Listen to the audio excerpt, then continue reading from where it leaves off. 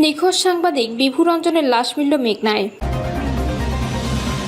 শেখ হাসিনার বক্তব্য প্রচার করে তাৎক্ষণিক ব্যবস্থা নেবে সরকার। যদি পিআরের জন্য আন্দোলন করেন তাহলে নমিনেশন দিলেন কেন? বিদ্যুতের তার চুরি, উদ্বোধনের দিন থেকেই অন্ধকারে মাওলানা ভাসানী সেতু। এবং সর্বশেষ জানাবো, বৃষ্টি নিয়ে দুঃসংবাদ দিল আবহাওয়া অফিস। শুনছিলেন সংবাদ শিরোনাম, এবারে বিস্তারিত। নিখোঁজ সাংবাদিক বিভু রঞ্জনের লাশ মিলল মেঘনায়। নিখোঁজ সাংবাদিক বিভু রঞ্জন সরকারের লাশ মুন্সিগঞ্জের মেঘনা নদী থেকে উদ্ধার করেছে পুলিশ। সন্ধ্যায় এ তথ্য জানান ডিএমপি রমনা বিভাগের উপ পুলিশ কমিশনার মাসুদ আলম। নারায়ণগঞ্জের কলাগাছিয়া নৌ পুলিশ ফাঁড়ির ইনচার্জ সালেহ আহমেদ বলেন, শুক্রবার বিকালে কলাগাছিয়া এলাকায় মেঘনা নদীতে এক ব্যক্তির লাশ ভাসতে দেখা যায়। নৌ পুলিশ লাশ উদ্ধারের পর রমনা থানা এলাকা থেকে নিখোঁজ সাংবাদিকের ছবির সঙ্গে মিল পায়।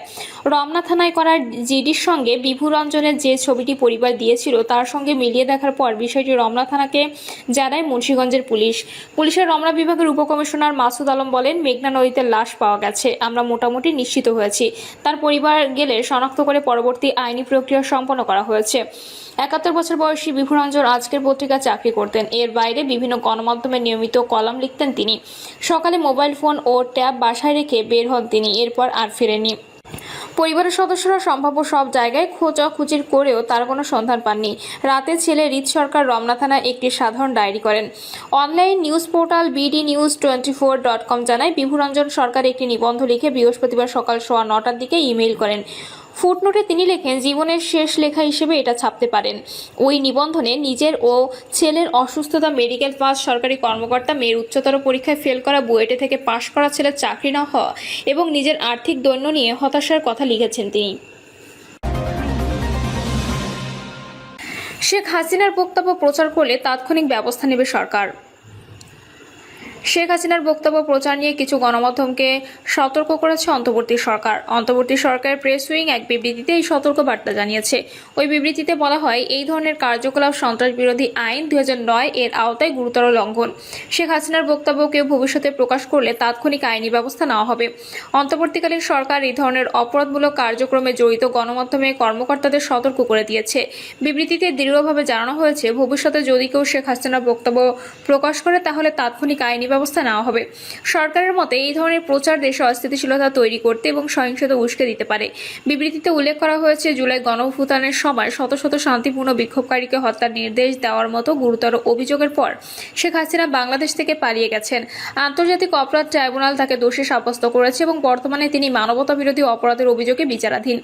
বাংলাদেশের আইন অনুযায়ী আওয়ামী লীগের কার্যক্রম নিষিদ্ধ করা হয়েছে এবং সন্ত্রাস বিরোধী আইন 2009 অনুসারে যারা এই দলের নেতাদের কার্যকলাপ বা বক্তৃতা প্রকাশ বা সম্প্রচার করবে তাদের বিরুদ্ধে আইনি ব্যবস্থা নেওয়ার বিধান রয়েছে। বিবৃতিতে বলা হয়েছে, প্রধান উপদেষ্টা অধ্যাপক মোহাম্মদ ইউনূসের নেতৃত্বে অন্তর্বর্তীকালীন সরকার ন্যায় বিচার, জবাবদিহি এবং গণতান্ত্রিক অখণ্ডতার উপর ভিত্তি করে বাংলাদেশকে ভবিষ্যতের দিকে পরিচালিত করতে কাজ করছে। বাংলাদেশের জনগণ এখন সত্যিকার অর্থে অবাধ ও সুষ্ঠু নির্বাচনের জন্য প্রস্তুতি নিচ্ছে। এমন একটি গুরুত্বপূর্ণ সময়ে সরকার গণমাধ্যমগুলোকে শেখ হাসিনার অডিও এবং তার বক্তব্য প্রচারের ক্ষেত্রে সতর্কতা এবং দায়িত্বশীলতা অবলম্বনে আহ্বান জানিয়েছে সরকার। সরকারের মতে শেখ হাসিনার উস্কানিমূলক বক্তব্য প্রচার বাংলাদেশের গণতান্ত্রিক উত্তরণের পথে স্থিতিশীলতাকে ক্ষতিগ্রস্ত করতে পারে এবং এটি কেবল জনসাধারণের বিভ্রান্ত করার জন্য কাজ করে। এই বিধিনিষেধ অমান্যকারী যে কোনো সংবাদ মাধ্যম বাংলাদেশের আইনের অধীনে আইন জবাবদিহির আওতায় পড়বে। যদি পিআরের জন্য আন্দোলন করেন তাহলে নমিনেশন দিলেন কেন? বিএনপির vice chairman advocate Ahmed Azam Khan বলেন, জামায়াত একদিকে 300 আসনে নমিনেশন দিয়ে ফেলেছে, আরেকদিকে তারা পিআরের জন্য আন্দোলনে নামার ঘোষণা দিয়েছে। দ্বিচারিতা কোথায় দেখেন? যদি পিআরের জন্য আন্দোলন করেন তাহলে নমিনেশন দিলেন কেন? আজম খান বলেন, পিআরের তো কোনো প্রার্থী নেই, নমিনেশনটা কেন দিলেন? পিআরও তো একজন প্রার্থীও থাকবে না, শুধু দল থাকবে, মার্কা থাকবে। জাতির সামনে এ ধরনের প্রতারণা বন্ধ করুন। জাতি এই ধরনের প্রতারণা দেখতে চায় না। তিনি বলেন, আজকে তারা ধর্মের নামে প্রতারণা করছে। তারা ঘরে ঘরে গিয়ে গিয়ে বলছে, আমাদের এই মার্কায় ভোট দিন, আপনাদের জন্য বেহেশতের টিকিট নিয়ে এসেছি। নাউজিবিল্লাহ মিন জালিক। হযরত মুহাম্মদ সাল্লাল্লাহু আলাইহি ওয়াসাল্লাম এর শাফায়াত ছাড়া কেউ বেহেশতে যেতে পারবেন না। আমাদের সেই প্রিয় নবী কি কখনো বলেছেন আমি আপনাদের জন্য বেহেশতের টিকিট নিয়ে এসেছি? না, বলেন নাই, কারণ বেহেশতের টিকিট দিতে পারেন একমাত্র আল্লাহ রাব্বুল আলামিন। আমাদের প্রিয় নবী আল্লাহ প্রিয় রাসূল সাল্লাল্লাহু আলাইহি ওয়াসাল্লাম শুধু শাফায়াত করতে পারবেন, সুপারিশ করতে পারবেন। তার সুপারিশে সন্তুষ্ট হয়ে আল্লাহ রাব্বুল আলামিন বেহেশতের টিকিট দিবেন। এই যে জাতির সঙ্গে প্রতারণা, ধর্মের সঙ্গে প্রতারণা, এটা বন্ধ করতে হবে। বিদ্যুতের তার চুরি, উদ্বোধনের দিন থেকেই অন্ধকারে মাওলানা ভাসানী সেতু। গাইবান্ধা সুন্দরগঞ্জের হরিপুরে মাওলানা ভাসানী তিস্তা সেতুর উদ্বোধনের আগের দিন সেতুর বিদ্যুৎ সংযোগের তার চুরি হয়েছে। ফলে উদ্বোধনের দিন থেকেই অন্ধকার হয়ে আছে সেতুটি। তবে বিষয়টি সেতু কর্তৃপক্ষ গোপন রাখলেও ফাঁস হয়ে যায়। তারপর একটি ভিডিও বার্তায় তার চুরি হওয়ার কথা স্বীকার করে বক্তব্য দেয় সংশ্লিষ্ট কর্তৃপক্ষ। তবে বিষয়টি থানা পুলিশকে জানানো হয়নি। 20 আগস্ট গাইবান্ধার সুন্দরগঞ্জ উপজেলায় হরিপুর মাওলানা ভাসানী তিস্তা সেতুর আনুষ্ঠানিক উদ্বোধন করা হয়। ওই সময় সেতু কর্তৃপক্ষ বিদ্যুৎ সংযোগ নিতে গিয়ে দেখেন সংযোগ তার চুরি হয়ে গেছে। বাধ্য হয়ে তখন প্রাথমিকভাবে জেনারেটর দিয়ে আনুষ্ঠানিকভাবে কাজ শেষ করা হয়। তবে সন্ধ্যায় লাখো দর্শনার্থী নারী পুরুষ তিস্তা সেতু দেখতে এসে পড়েন অন্ধকারে। বিষয়টি তারা গোপন রাখেন। সেতুর শোভাবর্ধন ব্যবহৃত বিদ্যুতের খুঁটিতে সংযোগ না থাকায় গোটা সেতু এলাকা ঘুটঘুটে অন্ধকারে পরিণত হয়।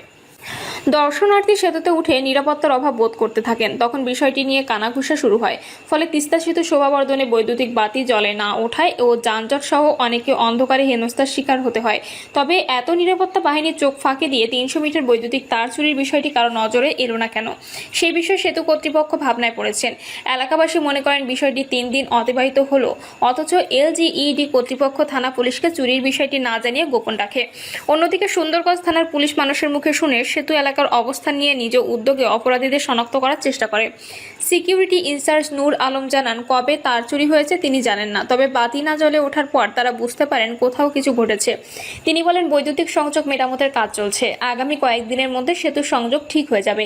এ ব্যাপারে এলজিইডি গাইবান্ধা নির্বাহী প্রকৌশলী উজ্জ্বল চক্রবর্তী বলেন, সেতুর উপরে ও আশপাশে শোভা বর্ষণের জন্য বিদ্যুতের সংযোগ তার চুরি হওয়ার বিষয়টি নিয়ে তারাও চিন্তায় পড়েছেন। উদ্বোধনের পর সন্ধ্যা থেকে সেতুর ও তার আশেপাশে কোনো লাইট জ্বলে না ওঠায় গোটা এলাকা অন্ধকার হয়ে পড়ে। পরে আমরা জানতে পারি সেতুর সংযোগ অন্তত 300 মিটার তার চুরি হয়েছে। তবে থানা পুলিশকে জানানো হয়নি। এখন বিষয়টি খতিয়ে দেখা হচ্ছে। বৃষ্টি নিয়ে দুঃসংবাদ দিল আবহাওয়া অফিস। দেশের বেশ কিছু অঞ্চলে টানা 10 দিন ভারী বর্ষণের পূর্বাভাস দিয়েছে আবহাওয়া অধিদপ্তর। সংস্থাটি জানিয়েছে, মৌসুমী বায়ুর অক্ষের বর্ধিতাংশ রাজস্থান, উত্তরপ্রদেশ, মধ্যপ্রদেশ, বিহার, পশ্চিমবঙ্গ ও বাংলাদেশের দক্ষিণাঞ্চল হয়ে আসাম পর্যন্ত বিস্তৃত রয়েছে। এর একটি বর্ধিত অংশ উত্তর বঙ্গোপসাগর পর্যন্ত বিস্তৃত। মৌসুমী বায়ু বাংলাদেশের উপর সক্রিয় ও উত্তর বঙ্গোপসাগরের প্রবল অবস্থায় রয়েছে। পরবর্তী 24 ঘন্টার পূর্বাভাসে বলা হয়েছে, খুলনা, বরিশাল ও চট্টগ্রাম বিভাগের অধিকাংশ জায়গায় এবং রংপুর, রাজশাহী, ঢাকা, ময়মনসিংহ ও সিলেট বিভাগের অনেক জায়গায় অস্থায়ীভাবে দমকা হাওয়া সহ হালকা থেকে মাঝারি ধরনের বৃষ্টি বা বজ্রবৃষ্টির সৃষ্টি হতে পারে। সেই সঙ্গে খুলনা, বরিশাল ও চট্টগ্রাম বিভাগের কোথাও কোথাও মাঝারি ধরনের ভারী থেকে অতি ভারী বর্ষণ হতে পারে। সারা দেশে দিন ও রাতের তাপমাত্রা প্রায় অপরিবর্তিত থাকতে পারে। প্রিয় দর্শক, এই ছিল এখনকার সর্বশেষ সংবাদ। আপডেট সব সংবাদ পেতে চ্যানেলটি সাবস্ক্রাইব করে বেল আইকনটি ক্লিক করে রাখুন।